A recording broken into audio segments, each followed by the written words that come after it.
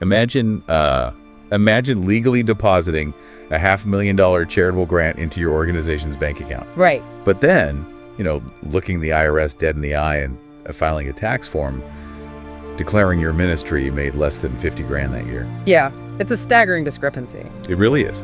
And today, we are tracking this massive missing money mystery. It involves a televangelist empire, an official-sounding professional association that, well, it might just be a mirage. Exactly. And a legally disastrous voicemail. Oh, the voicemail is wild. Welcome to another deep dive, everyone. Yeah, we're going to track over $500,000 of missing accountability. And really explore that growing tension, between massive media ministries and the independent watchdogs who are just trying to keep them honest. Okay, so let's unpack this.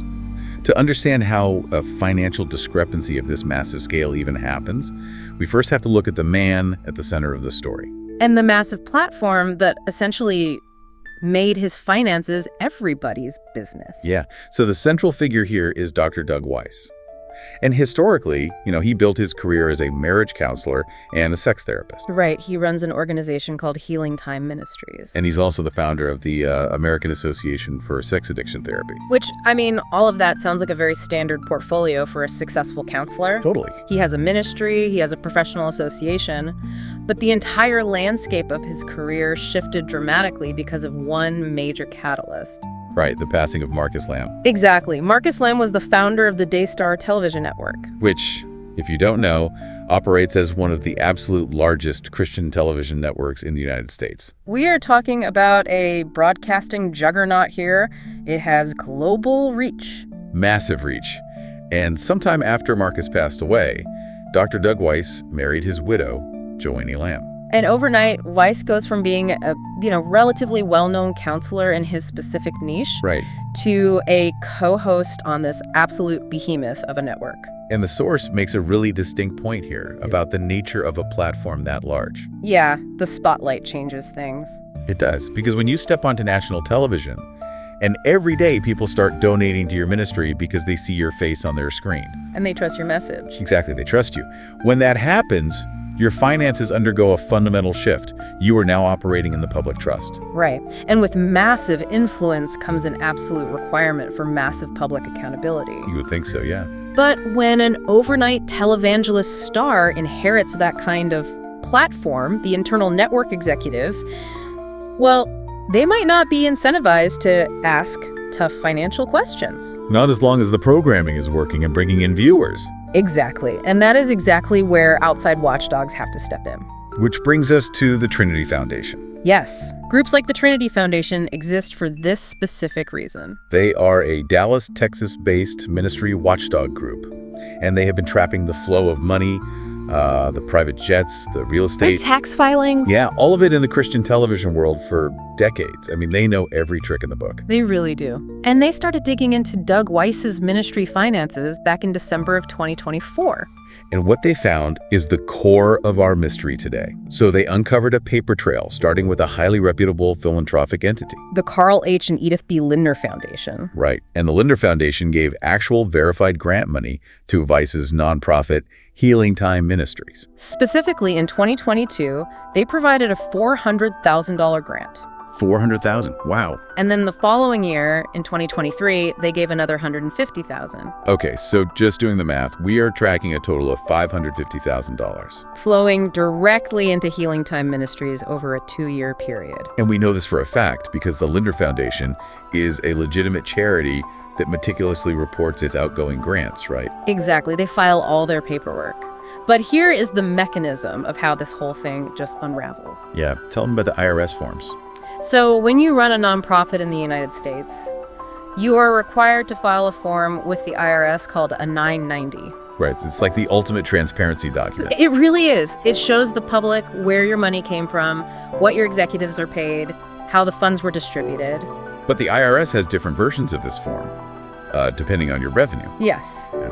And Weiss's ministry filed something called a postcard 990 or a 990N. A postcard 990. Yeah, and the 990N is designed strictly for microcharities. Microcharities. So what's the cutoff for that?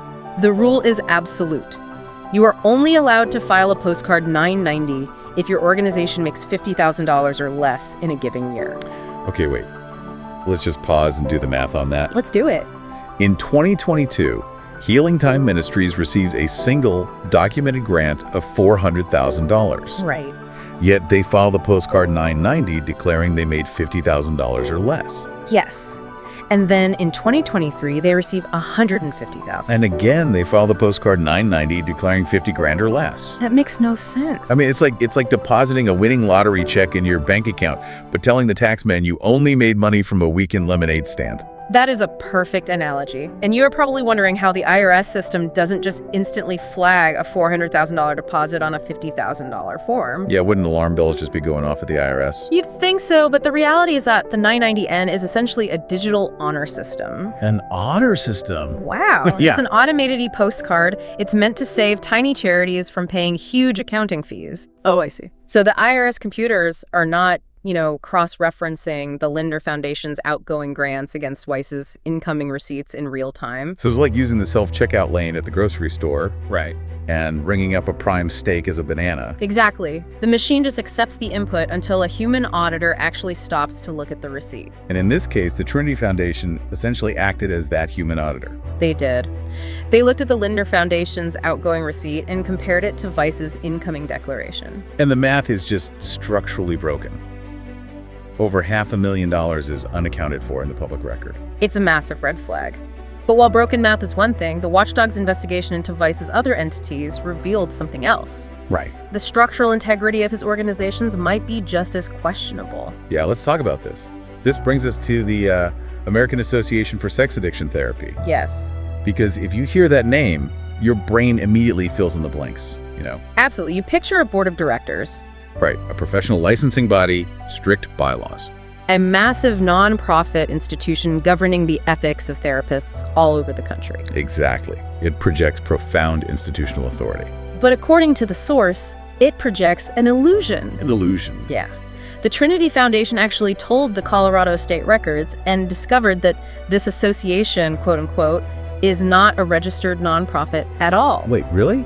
Not at all. Not at all. It is not a professional organization in any legal sense. It is simply a trade name registered to Doug Weiss personally. So it's a sole proprietorship. Yes. A DBA, doing business as. Exactly. Which has massive implications for transparency and oversight. How so? Well, when an entity is a true 501c3 nonprofit, the law requires a board of directors. Right, a board to keep things in check. Exactly. A board can audit the founder's salary, they can demand receipts, and theoretically, they have the power to fire the founder if financial malfeasance occurs. But by operating this really official-sounding association as just a sole proprietorship, there is no legal separation between the man and the organization. Wow. So there is no independent board providing any oversight whatsoever. None. So people who think they are paying dues or donating to a structured, governed nonprofit. They're actually just depositing money into an individual's business account under a fancy name. Yes. Okay, I want to pause here for a second and just play devil's advocate. Sure. Because you hear all this, the missing $550,000, the sole proprietorship masquerading as an association. It sounds incredibly damning. It really does. But could there be an innocent explanation here? What do you mean? Like, is it possible that this is just spectacularly sloppy paperwork by a counselor who, never went to business school? Oh, I see. Maybe the grant money went into a different account, or the accountant checked the wrong box on the IRS portal 2 years in a row. Sure. Is it possible this is incompetence rather than intentional deception? Well, what's fascinating here is that intent versus competence is always the gray area in financial investigations. Accounting mistakes absolutely do happen, and complex organizational structures can sometimes look baffling from the outside. Sure. But the watchdog's role is not to mind read the intent. Their role is to ask the questions the public cannot ask. Yeah, that makes sense. When you have a $500,000 discrepancy and a trade name operating like an institution, the watchdog knocks on the door and asks for the receipts. And how the organization responds to that knock on the door usually tells you everything you need to know about their intent. Exactly. Because if this was a case of innocent, sloppy paperwork, the natural response is, oh, wow, let me call my accountant immediately. Right. We will issue a correction, and here are the bank statements to prove the money is safe.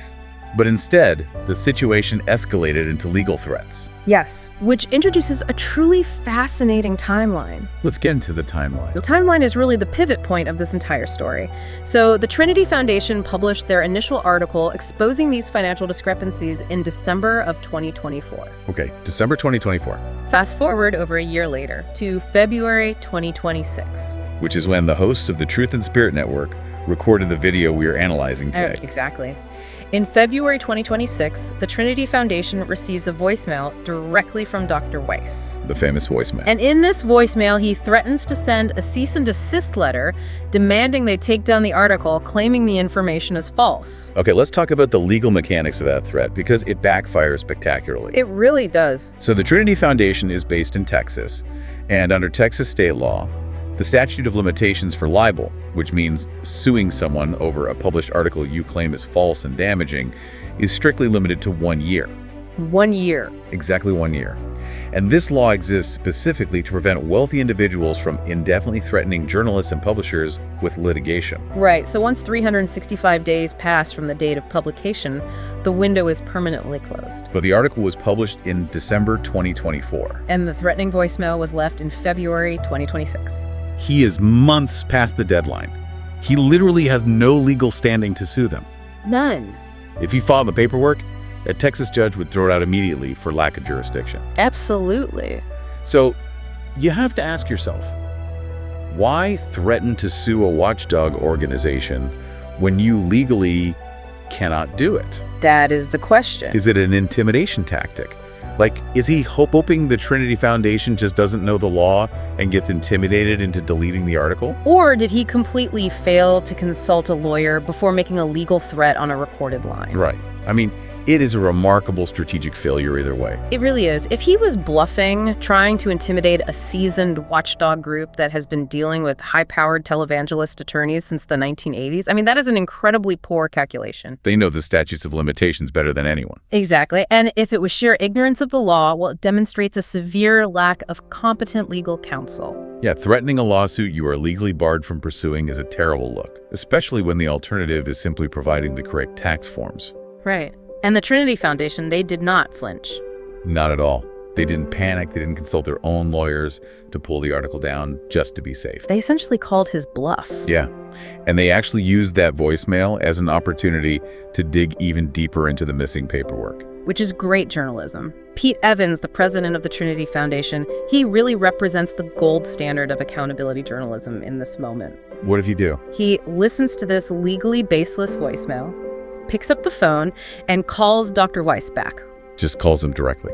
Bypasses the legal posturing entirely. And he asks one very direct question. Which was? Did your accountant file an amended 990 to correct these financial errors from 2022 and 2023? And Weiss tells him yes. He claims the amended forms have been filed and the paperwork is corrected. Right. So Evans takes him at his word. He calls the accountant directly and leaves a voicemail asking for copies of these newly filed corrected forms. And what happens? The result from the accountant's office is absolute silence. No emails, no return calls, no documents. So Evans does what any good investigator does. He goes straight to the source. Yes.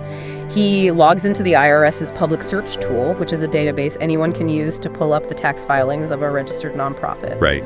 And he searches for the amended forms himself. And want to guess? He finds nothing. Unbelievable. There are no amended 990s for 2022. There are no amended 990s for 2023. Wow. And it actually gets worse regarding the timeline. Oh, so? Not only did they fail to correct the past mistakes, there is no 990 form of any kind. Not a regular one, not a postcard one filed for 2024. So the ministry appears to have just stopped filing their taxes entirely. That's what the public record shows. Now, the source video acknowledges a fair caveat here, which is that the IRS is a massive bureaucracy. Sure. And they can be notoriously slow in processing paperwork. Very true. So it is theoretically possible that these amended forms were mailed in and are just sitting in a backlog in an IRS processing center somewhere. It's possible. But Pete Evans offered Dr. Weiss a completely fair, objective deal. He did. He gave Weiss his direct email address. And he said, tell me exactly what is factually wrong with the article, attach the documents to prove it, and we will happily publish a correction. That is as fair as it gets. But Weiss did not email the receipts. He chose to rely on a legally expired voicemail thread. And the source material distills this down to a very potent takeaway, which is when somebody responds to specific questions about missing money with lawyers instead of receipts. It reveals their actual priorities. Exactly. An innocent organization, one that simply made an administrative error, they welcome the opportunity to clear the air. They provide the transparency to reassure their donors. They do not respond with legally toothless cease and desist tactics. Lawyers over receipts. It's a phrase that really sticks with you. It really does. And while this specific story, the $500,000, the 990 postcards, the fake professional association, it's all wild on its own. But the source challenges us to zoom out here. Because this isn't just about one TV host's missing paperwork. No, it is a symptom of a massive systemic shift occurring in how charitable organizations and media ministries operate in America today. Let's talk about that bigger picture. The Trinity Foundation points out a genuinely concerning historical trend. If you look at the landscape 30 years ago, major ministries and televised religious organizations routinely filed detailed 990 forms. It was just the industry standard. It was. Donors could pull those forms and see absolute full transparency. They could see the itemized expenses, exactly where the grant money was coming from. And crucially, they could see the exact salaries of the leadership. Exactly. But today, we are seeing the exact opposite trend. Right. As these ministries grow larger, as they consolidate power and millions of dollars flow into their coffers, they are actively utilizing highly technical, completely legal loopholes. Yes, loopholes to avoid filing these public forms entirely. We discussed trade names as one method to avoid the oversight of a board of directors. But the much larger loophole these mega ministries use is applying for what the IRS calls integrated auxiliary status. Okay, let's break down what that actually means, because it sounds like boring tax jargon, but it is actually a mechanism for total financial secrecy. It is. So under U.S. tax law, traditional churches are exempt from filing 990s. Right, which makes sense. It's designed to protect the separation of church and state, ensuring the government isn't, auditing the offering plate of a local congregation. Sure.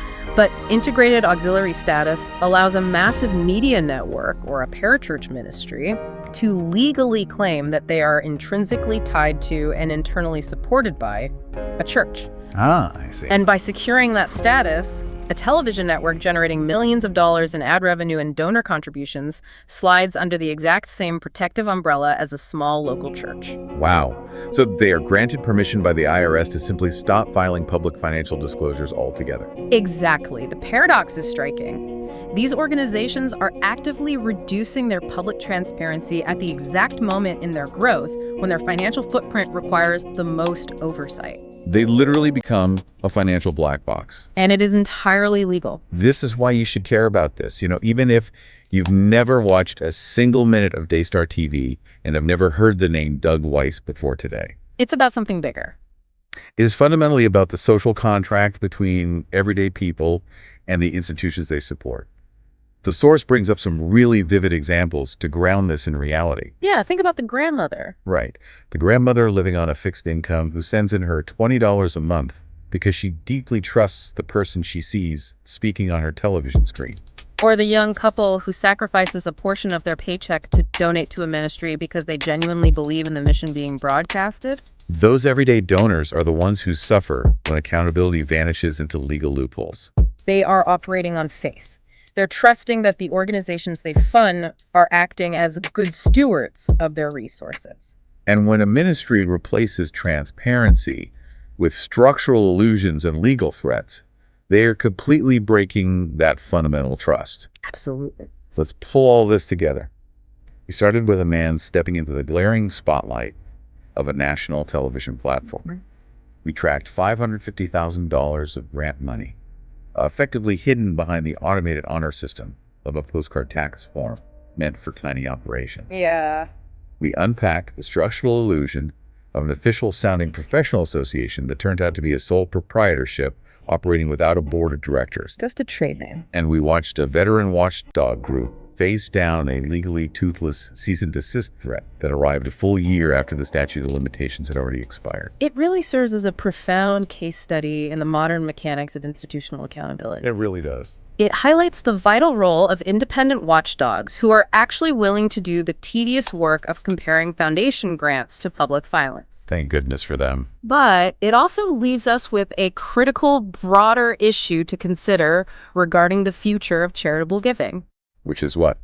Well, we see organizations increasingly utilizing perfectly legal loopholes like integrated auxiliary status to completely obscure millions of tax-exempt dollars from the public eye. Right. Which leaves you with a thought to mull over long after this deep dive ends. Yeah. If large organizations can increasingly use perfectly legal loopholes to completely obscure millions of tax-exempt dollars from the public eye, is the real danger to the everyday donor the money that is illegally hidden behind sloppy paperwork and broken math? Or is the true danger the absolute financial secrecy that is 100% legal? That is a heavy question. Thank you for joining us on this deep dive. Keep asking the tough questions, always look for the receipts, and remember that eventually the spotlight always hits the accounting books.